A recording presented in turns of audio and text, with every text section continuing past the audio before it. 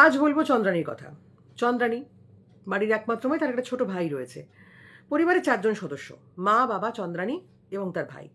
তো চন্দ্রানী কিছুদিন আগে বিয়ে হয়ে গেছে, একটা বাচ্চা ছেলেও রয়েছে। তো পরিবারে এখন 3টি প্রাণী। কিন্তু এবার ভাইয়ের বড় হয়ে গেছে, এখন বেশ ভালো রোজগার করছে, এবার একটু বিয়ের ব্যবস্থা করতে হয়। তো সকলে মিলে তাকে জিজ্ঞাসা করলো, কিরে কাউকে পছন্দ হয়েছে? তো সে বললো, না সেরকম কাউকে পছন্দ না, তোমরা নিজেরা ঠিক করে দেখো। তো দেখা সাক্ষাৎ হলো, কথাবার্তা হলো, ফাইনালি তার ভাইয়ের বিয়ে ঠিক হলো। বিয়ে হলো, বৌমা এলো।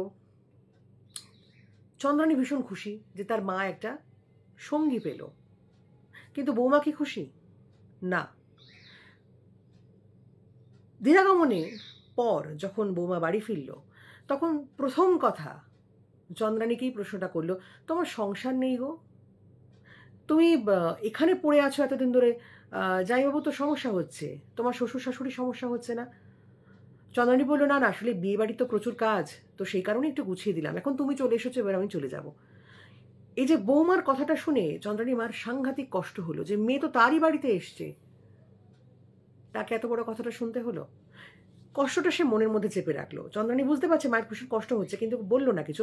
মাকে বোঝালো যে না মা, সত্যি তো, নতুন বউ নিজে হাতে সংসার সামলাতে চাইছে, কোনো ব্যাপার না, তুমি এটাতে কষ্ট পেও না। তো চন্দ্রানী চলে গেল। তারপরে ভাই ফোটা এসে চন্দ্রানী ভেবেছিল দুদিন থাকবে। তো এক রাত গেছে, পরের দিন সকালেই তার ভাই বউ বলছে, যে কোনো অনুষ্ঠানে কি তুমি দিনের পর দিন থাকবে, এটা ঠিক করেছো? চন্দ্রানী বলল, না না, আমি সময় করে চলে যাব, তুমি চিন্তা করো না। মার সঙ্গে তো কথাবার্তা হয়, দেখা সাক্ষাৎটা কম হয়, তো ভাবলাম যে মায়েরই বাড়িতে 2 দিন থাকবো বলে এসছি। না না, তুমি চিন্তা করো না, সত্যি তুমি ঠিকই বলেছো, আমার তো নিজস্ব সংসার আছে। চন্দ্রানী মার এবারও খারাপ লাগলো, কিছু বলছে না সে।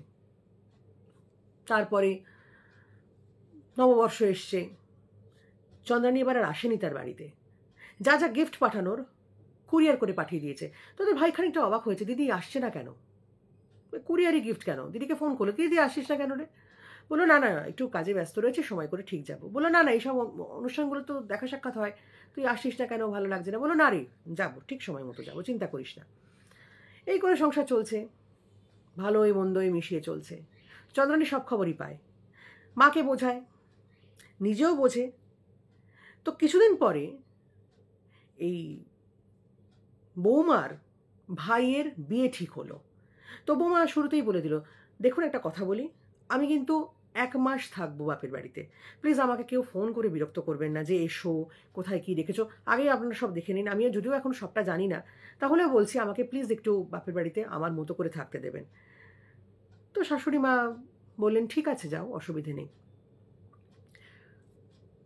খারাপ লেগেছে তার আবার একটা কথায়, সে তার বাপের বাড়িতে যেতে পারছে, তার মেয়ে তার বাড়িতে এলেই তার সমস্যা তৈরি হয়। রিয়েলাইজ করে, বুঝতে পারে, কিন্তু কিচ্ছু বলে না।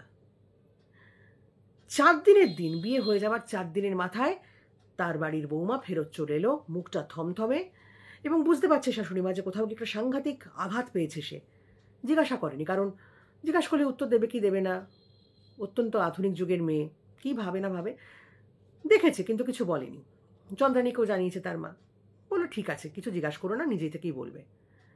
হঠাৎ করে বৌমা ছুটে এসে শাশুড়ি মাকে বললেন যে দিদি তো অনেকদিন আসে না, একটু আসতে বলো না, আপনি থেকে তুমি হয়ে গেছে।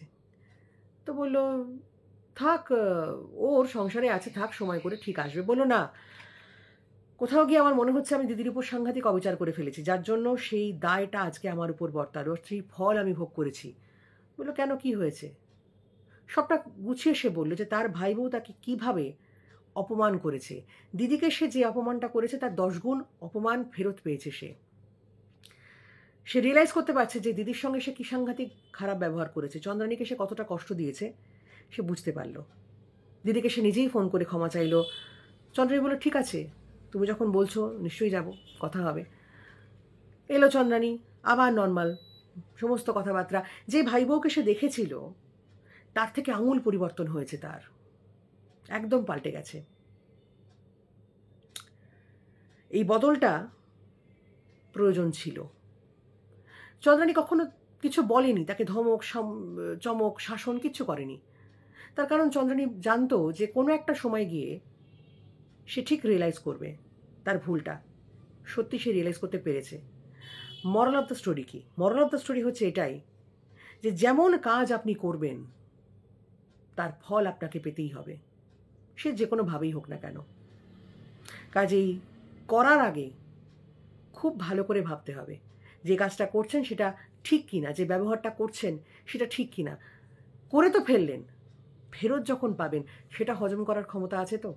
খুব গুরুত্বপূর্ণ।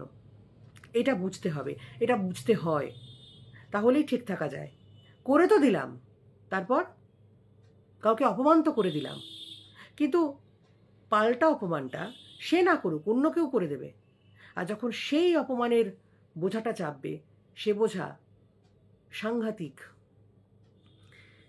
সেই বোঝাটা বওয়ার ক্ষমতা আছে তো? এটা বুঝতে হয়।